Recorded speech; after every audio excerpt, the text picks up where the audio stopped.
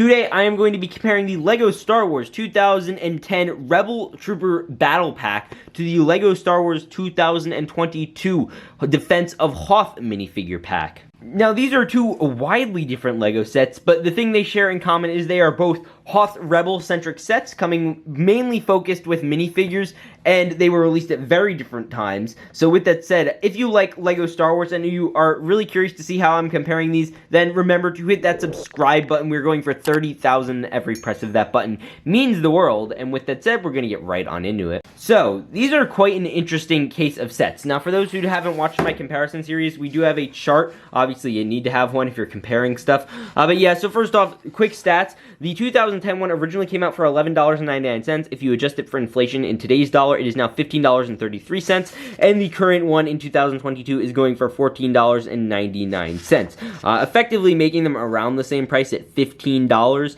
So we'll say, you know, the 34 cents difference will just kind of cut out. Now, the categories we're going to be judging them on is the minifigures, build, features, overall value, as well as my final thoughts. And really what we're doing is assessing what is a better value set. The Hoth Defense set is one that is $15 right now with 3 figures, and this one is a set that came out back in the day for $12, again, a $15 value now, and this came with 4 minifigures. But there's so much to dive into, so let's get started. Now, here are the two sets. Obviously, very both interesting sets.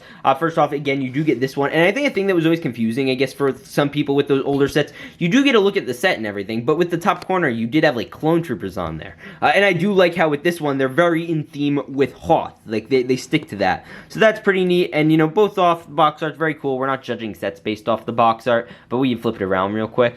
Now, this was the classic way to display minifigures. You got that whole just flat-on look of the figures, and you got a little bit of a look at the packs. They brought that back for the 2022 set, which is very cool. And you also do get a look at the E-Web turrets, but not much else. You just get a bunch of, you know, copyright stuff. And then down here, you do get a better look. So, you know, overall, they have better box art, but nobody's buying a set for the box. Now, here's the deal with the minifigures, and this is by far some of the hardest decision-making you'll have to do when it comes to these types of things. Now, over here, you do get 3 pretty great minifigures, all well-detailed and designed. Very, very cool.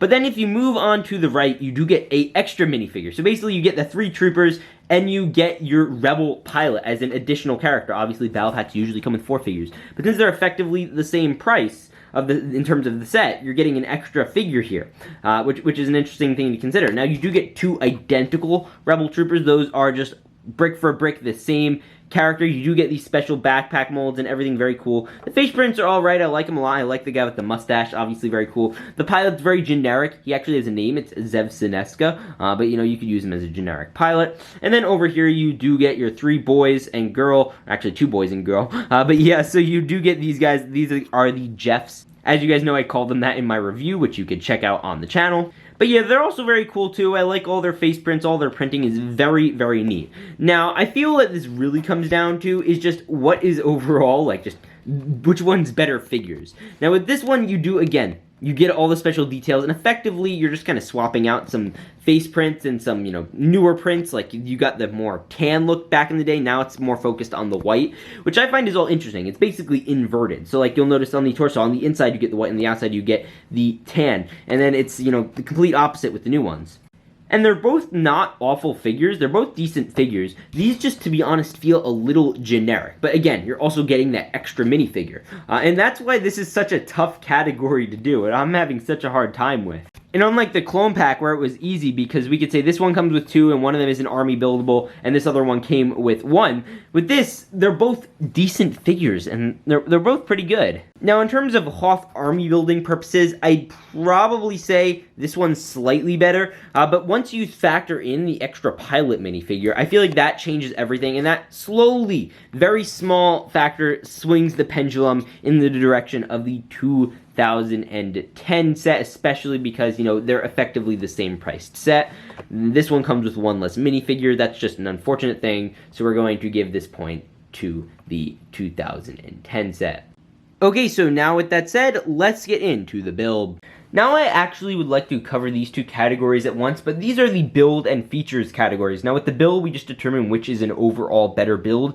And then after that, we determine which has the best features or play features or things along those lines. Now, first off, I do want to take a quick look at this set here. This is what I like to call the Rebel Trooper Zamboni, for those who don't know. In ice skating, there's this little thing that goes out on the ice and actually, like, you know, smoothens the ice. That's what this looks like. And it has a lot of features. You could do things like you'd shoot out the flick fire. You could shoot out the little flick fires. You have some little studs. It's just basic stuff. There's a little cannon there.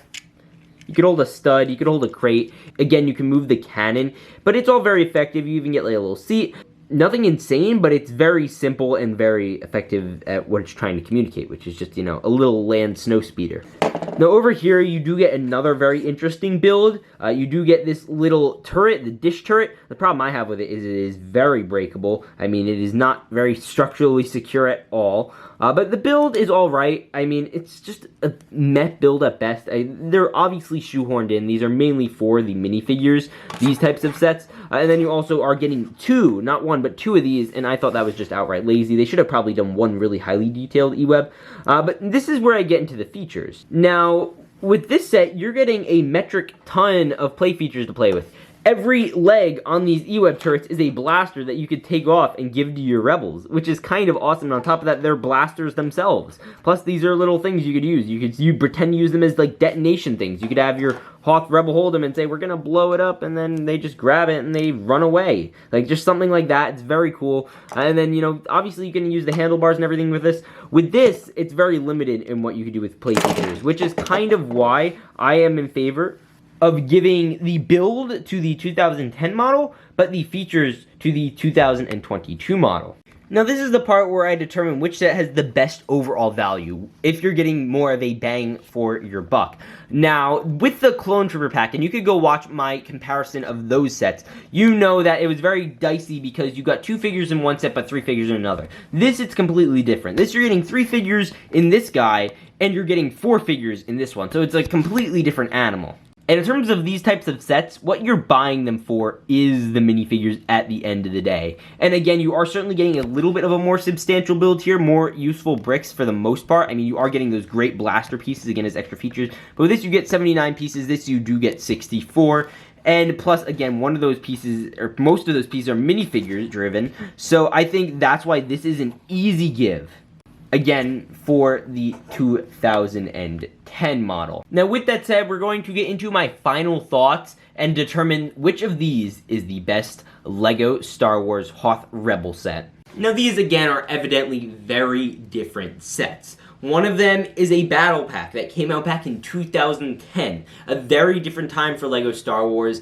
5 years before, they still had yellow heads on their minifigures. And this set right here, this is the Defense of Hoth minifigure pack, one of the first of its kind, going alongside the entire Hoth wave of sets, made for a very different time of LEGO Star Wars than this one.